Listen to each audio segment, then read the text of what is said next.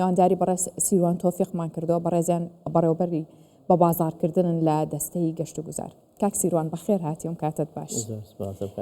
پێشەوەی قسە بکەین باز جارە بزانم هاندەری کامیانی یانەکانی کوردستان. بێگومان ئەمڕۆ هەمومان دهۆچینە بەبێ جیاوازی چکە ئەمڕۆ دهۆک نوێنەرایەتی کوردستانەکە نوێنەرایەتی شارێک ناکە جگەلەوە من لە هەولێر دەژێم هاندەریانی هەولێرم بەڵام ئەمڕۆ دڵمان دهۆچیە هەمومان دوعاکەین دڵنیاشین لە ئاستی یاریزانەکەمان کە ئەمڕۆ نازناوە بەدەست دێن و ئێمە و خەڵکی دۆکش پێی سەربەرزەکە. باشە من خەڵکی سلێمانیم و لە هەولێرەژیم بەڵام هاندەرێکی باشی یاری دهۆکم. من یانەی هەولێرم یا هاندەریانی هەولێرم. ئەزای بۆ چونکە من دایمە لەگەڵ براوەیەم. ئێمە لەگەڵ براوەیانی ئەمە یانەکەمان لە ئاست نزمیان بەرز هاندەری پاڵپشتینە. دەستان خۆش بێ سەرکەوتوو بن. زۆر جار لە چاوپێکەوتنەکانی من و تۆ قسەمان لەسەرەوە کردووە کە پێویستەکە گەشت و گوزار چەندین لایەن و کەرتی یاخو با بڵێن بواری جۆرا و جۆر بگرێتەوە. ئەم یاریەی کە لە نێوان دهۆک و بەرامبەرەکەیدا قادسەی کوێتی ئەم ئێوارەی ئەنجامەدرێت.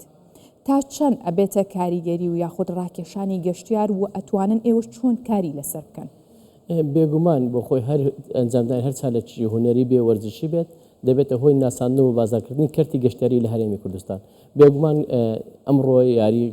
یانەی دهۆک و قادسەی کوێتی کە لە ڕێگای چەندین کەناڵی عەرەبی و عالەمی و باسەکرێت و دەگواز جیهانی باسەکە دەگوازرێتەوە بۆ خۆی ڕیکلامێکی بە بازارکردنێکی ڕاستە و ڕاستە و خۆی بۆ هەرێمی کوردستان و بۆ شاری دهۆک کە ئەمانە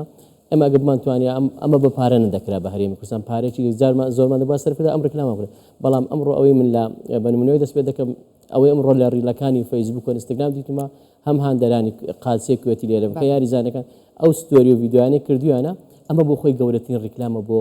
گەشت و گوزاری کوردستان بۆ سروشتی کوردستان بۆ ژینگەی کوردستان بۆ ئەمن و ئاسایش و پێشکەوتنی کوردستان. یعنی ئەوانە تووشی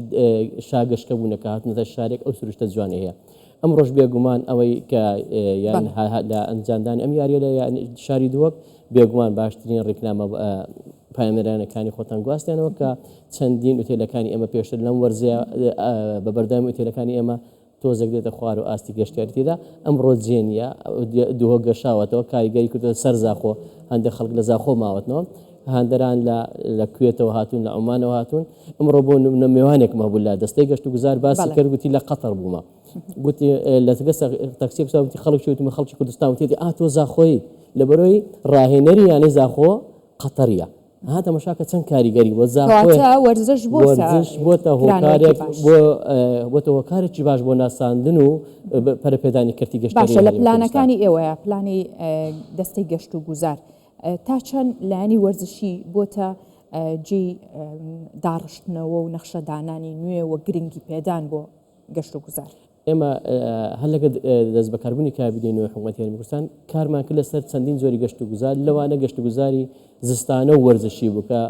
ئەمانە پێکەوە وابەستنە هەر لەسەر خلیسکانی سەر بەفر و پەڕەگرایی و خلیسکانی ئاسایی و بەسەرکەوتنی شاخەکانی و مەتەنیا بەس وەرزشی تۆپی پێ فوتبۆڵمانە ڕۆشتنی شاخە ڕۆیمان هەیە ئێستا ڕێگای زاگۆرسکە یەک لە خەتە هێڵە گرنگەکانەکە بۆ ماوەی 15 ڕۆژ بەردەوام دەبێت بە شاخەڕۆی پێڕۆی تدا بکەین کەواتە ئێمە وەکو دەستەی گەشت و گوزار لە چوارچێوەی کابینەوەی حکوومەتی هەرێمی کوردستان کارمان لەو کردووە وەرزش ببێتە بەشێکی گرنگ لە کەرتی گەشتیاری بۆ ناساندن و پەرەپێدانی ئەم کەرتە. باشە ئەتوان بە ڕێژە پێم بڵێن لە سەتا چەندی کۆی گەشت و گوزار پێکەوێنێ کەرتی گەشت و وەرزشی؟ بەداخەوە یعنی بەو ساڵانەی دوایی هەم ژێرخانەکەی کەرتی گۆرزشی لە کوردستان دروستکردنی چەندین یاریگای باش هاتەکایەوە پێشتر ئێمە لە کوردستان و یاریگایانەمانەوەی سەرخاوەنی یاریگای زاخۆینە کە مۆدێرنە یاریگای دهۆکە هەولێرە نەورۆزە ئەمانە کاریگەریان هەبووە ڕاستە و خۆ لە ڕووی پتەوکردن و باشترکردنی ژێرخانی وەرزشی کە بە بەشێکی گرنگ لە کەرتی گەشتیاری دانرێ بێگومان لە ساڵانی ئایندا هیوادارینیانی هەولێر کە یانی دایکە لە کوردستانی بێتە خاوەن یاریگایە کە شایانی بێت کە ئەوش بێتە هۆکارێک لە هۆکارەکانی کەی ناساندنی کەرتی گەشتیاری لە هەرێمی کوردستان. باشە ئەو ژێرخانە گەشتیاری کە هەمانە بۆ نمونە لە دەرفەتێکی لەم شێوەیەدا یاخود لە ڕێکەوتی جۆرە چالاکیکی وەرزشی لەم شێوەیەدا کە میوانێکی زۆر گەشتیارێکی زۆر ڕوو ئەکەن تا چەند گونجاوە یاخود با بڵێن تا چەند ئامادەیە بۆ ئەو؟ ئێمە لە هەر شار لە شارەکانی کوردستان ئێمە ئێستا زیاتر بۆ یەک شەو لە یەک کاتامە زیاتر لە 130 بۆ 140 هزار کەس دەتوانێت بمینێتەوە لە یەک کاتی لەشەوە کەواتە ئێمە ئەوەندەمان ئوتێل و موتێل و شوێنیمانەوە و نانخواردن و حەوانەوە هەیە ئامێرەکانی گواستنەوەمان هەیە کە بتوانین پاڵەوانێتێکی لەوە گەورەتر ئەنجام بدەین. ئێمە لە ڕێگای ئێوە داوا لە حکوومەتی هەرێمی کوردستانەکەی هەوڵ بدای یەک لە پاڵەوانتە نێودەوڵەتی عەرەبیەکان مەسەڵەن بێت لە هەرێمی کوردستان ئەنجام بدرێت کە یاخود ئاسیاویەکان بێت لە هەرێمی کوردستان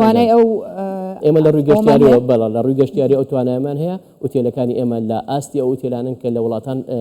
هەیە کە پاڵەوانەتەکانی ئەنجام بدرێت بێگومان پێشەوەش ئامادە سازیە کرێ بۆ پێش ساڵێک یاخود دەتوانین زیاتر مەسەلەن ئەم دەرفەتانە بڕخسێنن و کاری زیاتر بکەین لەسەر نوێژن و پەرەپێدانی. باشە ئیشتان لەسەرەوە کردووە کە یەکێک لە پارێزگاکانی هەرێمی کوردستان یاخود با بڵێن یەکێک لە شارەکان بکرێتە ناوەندێکی وەرزشی واتە خەسڵەتێکی گەشت و گوزاری وەرزشی پێوە بێت. دەزانی ئێمە سەرجەم ناوچەکانمان گونجاون بەڵام ئەوەی زیاتر گونجاوە لەبەرەوەی ئێمە باسی وەرزشی زستانە و وەرزەکانەکە ناوچەی ئیداری سەربەخۆی سۆران لە هەمویان گونجاوترە بۆی هەوڵمانداوە ساڵانە وەرزشی خلیسکانی سەربەرز و فیستیڤاڵی ئەنجامدەین بەرەو ئەو ئاراستەیە بڕۆن بیکەینە ناوچەیەکی گەشتیاری وەرزشی جاچە خلیسکانی سەربەفر بێت گەڕان بە چایەکان بیاخود ڕۆشتن لە ناو ڕووبار و ئاوەکان بێت. باشە ئەو یاری ئەمڕۆکە ئەنجامەدرێت ئەتوانێت چی زیاد بکات بۆ پلانەکانی ئێوە کە پێویست کات؟ بێگومان ئەو یاریە ئەمڕۆ وا دەکات ئێمە مەسەلەن بە دووادا چونێک بکەین بۆ خۆمان بزانین کەم و کوڕەکانمان لەکوێ لە شوێنیمانەوە یاخود لە یاریگا وەرزشیەکان یاخود چۆنی بتوانین هەمە هەنگ بین لەگەڵ ئەو لایەنانەی کە ئەم چالاکیان ئەنجامدەن بۆی بتوانین لە ڕێگایەوە زیاتر ناساندن بۆ کەرتی گەشتیاری بکەین لە هەرێمی کوردستان و ببینین لایەکی پاڵپشت و سپۆنسەری ئەنجامدانی ئەم کارانە. باشە کاک سیروان زۆرجار ڕەچاویەوەتان کردووە کە گەشتیاران لە ناو شارەکانی دیکەواتە گەشتیاری ناوخۆیشمان هەیە ئەچێتە شارێکی دیکە ئەمە تا چەند لە ڕۆی گەشتیاری و کللتوری و تێکەڵکردنەوە ئێوە ڕەچاویەوەتان کردووە کە بتوانرێت سوودی لێ ببینرێت؟ دەزانی ئێمە زۆر جار کەوا بووە سنوورەکان بەسەر کوردستان داخراوە بەسەر هۆکار لە هۆکارەکانی سیاسی یاخود ئابووری پشتمان بە گەشتکردنی ناوخۆی ئەنجامداوە گەشتیاری ئێمە لە دۆک بچێتە سلێمانی بچێتە لە هەڵەبجە و بە پێچەوانەوە بێتە هەولێر و لە کەرکووکەوە بچێتە هەم بۆ تێکەڵکردن و ئاشنابوون بە کەلتور و ئاشنابوون بە زمان و دایلێکتێکری هەمیش بۆی ئەم پارەیە کە هەیە لە کوردستانە نەچێتە دەرەوە بتوانین جوولەیەک بە بازار بخۆین خۆ دەزانی ئەمڕۆ ئەوەی کە لە دووهەک ئەنجامەدرێ کۆمەڵک لە چێشخانەکانی ئێمە لە مۆڵەخ بازارەکانی ئێمە لە ئوتێلەکانی ئێمە لە کرێکانی کەواتە کەوتۆتە جوورە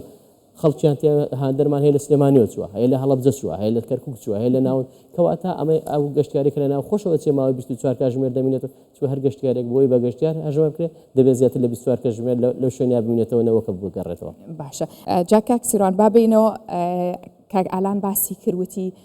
چەند تکت فرۆشراوە و چەندین درێژ چەندین دوکان کە ئەشیای نوێیان هێناوە ئەوەندە خواستی لەسەر بۆ زیاتر هەوڵیان ناوە جلوبەرگی زیاتر بێنن کەواتە ئەبێت لێرە چۆن سوود لەم بازارگەرمیە ببینرێت. دەزانیم پێم وایە ئێستا دەبێت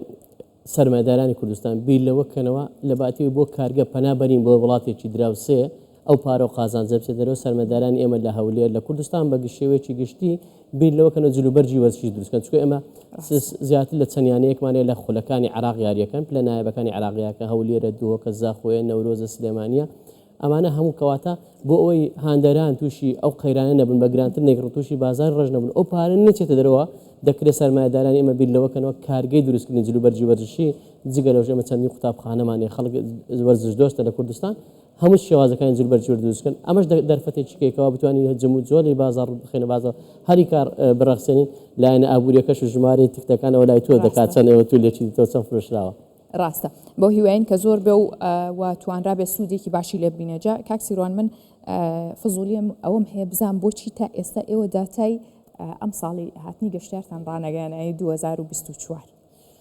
کۆمەڵێک هۆکارەیە یەکەم لەوانە ڕێخستنەوەی